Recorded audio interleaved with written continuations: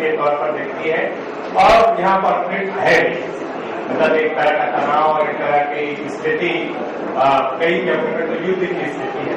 तो इस सिचुएशन में और इस स्थिति में जो बुनियादी जरूरतें हैं जिसके बिना आदमी जिंदा नहीं रह सकता, जिनके बिना आदमी सर्वाइव नहीं कर सकता है, चाहे उसकी विचारधारा क्या है नहीं है, ये एक अलग सवाल है। ये जो सत्र है इस पर जो इस विषय के एक्सपर्ट हैं और इस फील्ड में काम करते हैं वो अभी हमारे सामने बातचीत रखेंगे। तो मैं सबसे पहले रिक्वेस्ट करूंगा डॉक्टर रमेश शरण जी से कि वो इधर स्टेज पर आ जाए। ये खास तौर पर राइट टू फूड के सवाल पर इन जगहों में क्या स्थिति है उस पर बात रखेंगे।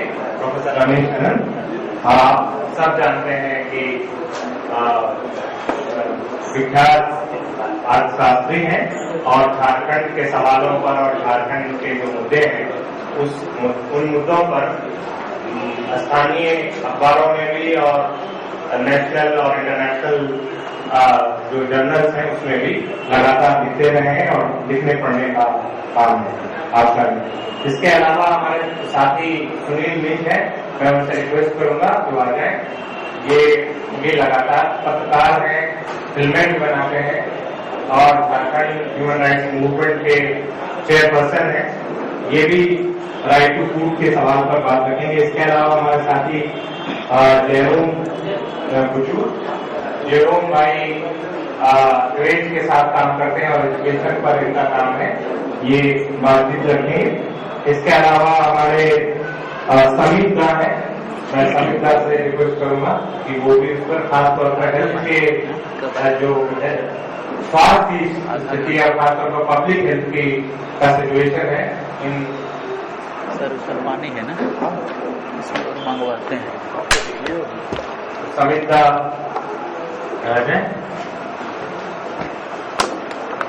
आइए जो है बहुत दिन के बाद दर्शन हो रहे हैं। इसके अलावा हमारे साथी पलामू से आए हैं जगत सिंह जी, मैं उनसे भी निवेदन करूंगा कि वो यहाँ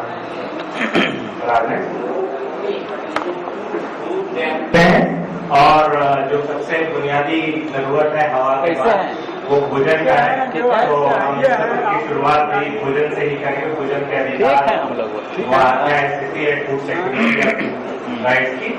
और मैं सबसे पहले रिक्वेस्ट करूंगा प्रोफेसर रमेश से कि और जैसा पिछले सत्र में भी कहा गया था कि वक्ता के पास 12 से 15 मिनट का समय होगा और हम इसके लिए माफी भी चाहते हैं और हम रिमाइंड भी करेंगे जरूर। साथियों,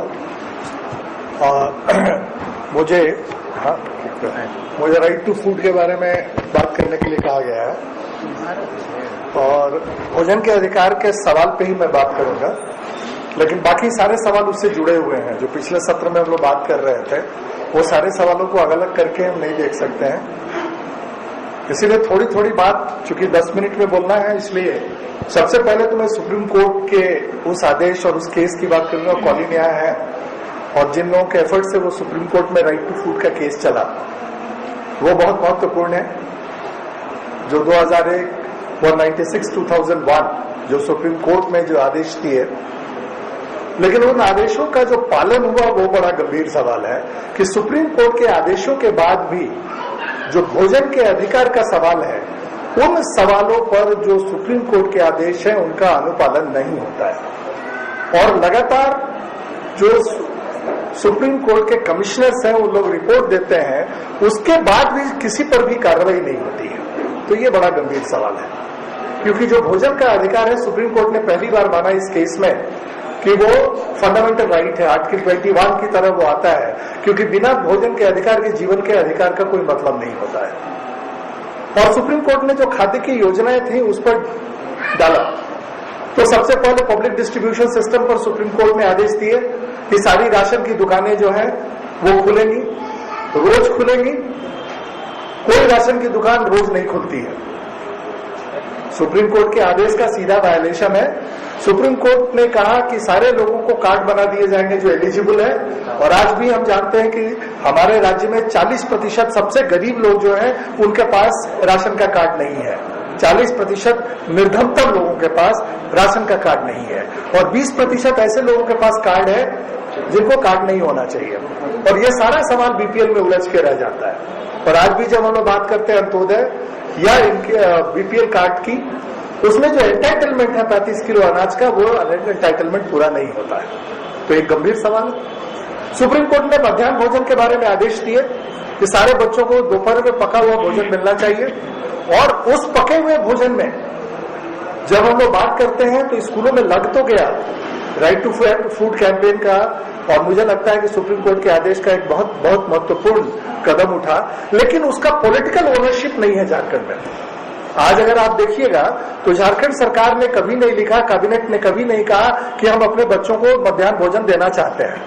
वो लगातार लिखते हैं कि माननीय सुप्रीम कोर्ट के आदेश से हम भोजन दे रहे हैं। और ये जब पॉलिटिकल कमिटमेंट आपको अपने बच्चों के प्रति नहीं है, तो आप समझ सकते हैं कि अगर तमिलनाडु में भोजन का मध्याह्न भोजन दिया गया तो वहां की सरकार ने उस जमाने में ये सोचा कि हमारे बच्चों को दोपहर का खाना मिलना चाहिए, और इसीलिए वो स्कीम लागू हुआ। झारखंड में ये सुप्रीम कोर्ट के आदेश से लगा, इसलिए न तो ब्यूरोक्रेटिक कमिटमेंट है और न पॉलिटिकल कमिटमेंट है। और जिस राज्य में बच्चों के प्रति, बच्चों के पोषण के प्रति अगर पॉलिटिकल कमिटमेंट नहीं है, तो आप समझ सकते हैं कि ये कमिटमेंट किसके प्रति है। जो कमिटमेंट हमारा है, जो आइडियोलॉजी है, जो लॉ है, या जो पॉलिसीज है, वो किसके लिए बनाया जाता है। झारखंड बनने के तुरंत बाद नीति आई, औद्योगिक नीति। सबसे पहले औद्योगिक नीति आई, और वो औद्योगिक नीति ने कहा कि रांची से जमशेदपुर तक दोनों तरफ 5 किलोमीटर हम उद्योगपतियों का स्वर्ग बना देंगे। उसमें एक शब्द भी नहीं होगा कि लोगों के हालात क्या होंगे। पैराडाइज शब्द का प्रयोग किया गया है, पैराडाइज फॉर कैपिटलिस्ट्स। और दोनों तरफ 5 किलोमीटर मतलब 132 किलोमीटर गुना 10 जोड़ सकते हैं, 1320 स्क्वायर किलोमीटर उद्योगपतियों को देने के लिए उद्योग की नीति बने। तो आप समझ सकते हैं कि मध्याह्न भोजन पर कोई भी अभी भी कैबिनेट का निर्णय नहीं है, कैबिनेट का कमिटमेंट नहीं है। तो नतीजा क्या होता है कि कभी आप कहते हैं कि कंपनियों को दे देंगे, कभी आप कहते हैं बिस्किट खिलाएंगे, कभी आप चावल समय पे नहीं देते हैं, कभी उसको पीने का पानी नहीं देते हैं। तो ये जो कमिटमेंट स्टेट का है मध्याह्न भोजन के बारे में, सुप्रीम कोर्ट के आदेश के बाद भी उस आदेश का पालन नहीं हो रहा है। तीसरा महत्वपूर्ण योजना वो है आंगनबाड़ी केंद्र।